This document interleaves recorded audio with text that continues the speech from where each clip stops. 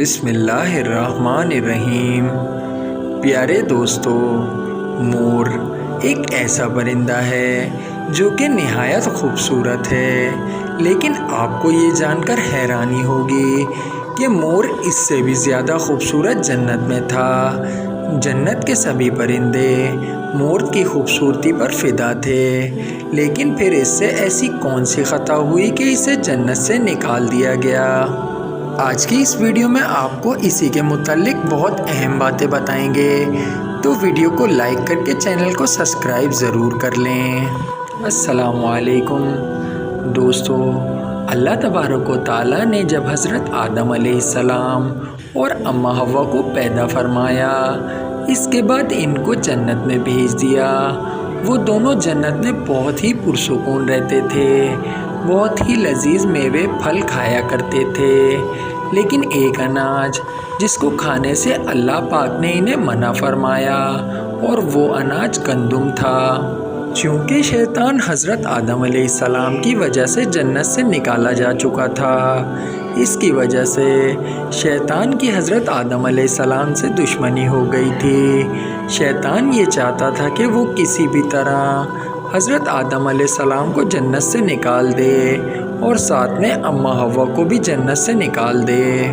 جب شیطان کو یہ بات کی خبر ہوئی کہ حضرت آدم علیہ السلام کو تمام میوے کھانے کی اجازت ہے، لیکن گندم کھانے کی اجازت نہیں ہے، تو شیطان انتقام کی آگ دل میں لیے جنت کے دروازے کے پاس بیٹھ گیا، اور 300 سال تک وہاں پر بیٹھا رہا کہ کوئی جنت کے دروازے سے باہر آئے اور شیطان اس سے بات کر سکے۔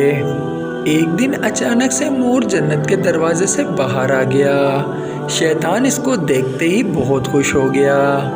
شیطان نے پوچھا، اے خوبصورت پرندے، تم کون ہو؟ مور بولا، میں مور ہوں، اب تم اپنا تعارف کراؤ۔ شیطان نے جواب دیا کہ میں عالم غیبی کا ایک فرشتہ ہوں، میں چاہتا ہوں کہ میں جنت میں جاؤں، وہاں کی نعمتوں کا اپنی آنکھوں سے مشاہدہ کروں۔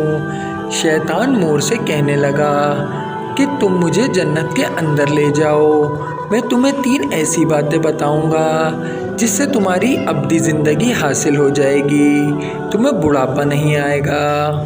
شیطان کی یہ سب باتیں سن کر مور لالچ میں آ گیا اور کہا، مجھ میں اتنی طاقت نہیں کہ میں تمہیں جنت کے اندر لے جاؤں، لیکن میرا ایک سانپ دوست ہے، وہ شاید تمہاری مدد کر سکے۔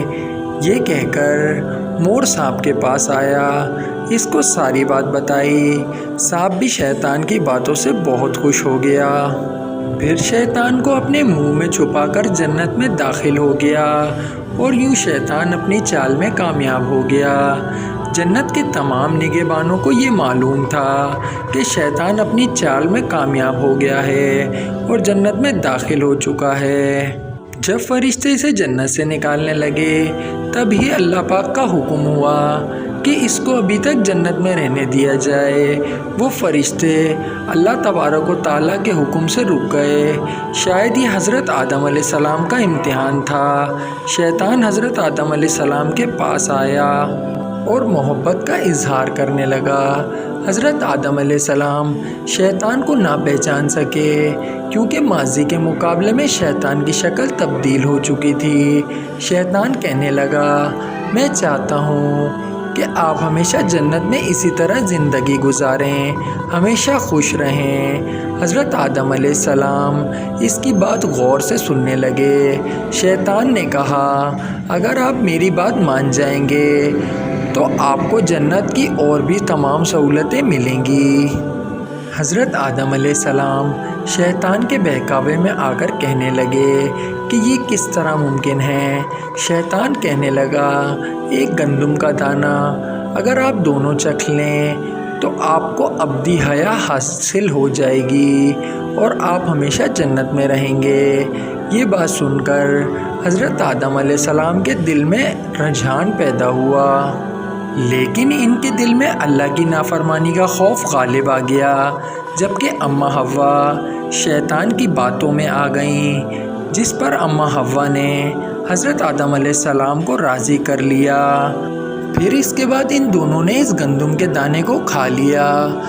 گندم کے دانے کو کھاتے ہی دونوں کے سطر واضح ہو گئے، جس کے بعد دونوں اپنے سطر چھپانے لگے اور خوف خدا سے کانپنے لگے۔ اس دوران اللہ تبارک و تعالیٰ نے فرشتوں کو یہ حکم دیا کہ آدم علیہ السلام اور اماں حوا دونوں کو زمین پر اتار دو۔ حضرت آدم علیہ السلام کو سری لنکا کے قریب نیچے زمین پر بھیج دیا، جبکہ اماں حوا کو جدہ کی سرزمین پر اتارا گیا۔ جن خوبصورت پیروں سے چل کر مور شیطان کو جنت کے اندر لے آیا تھا، وہی خوبصورت پاؤں اللہ پاک نے مور سے لے لیے۔ سانپ جو اپنے منہ میں شیطان کو چھپا کر لایا تھا، اس کے منہ کی خوبصورت خوشبو کو چھین کر اس میں زہر ڈال دیا گیا۔ پھر مور کے ساتھ ساتھ سانپ کو بھی جنت سے نکال دیا گیا۔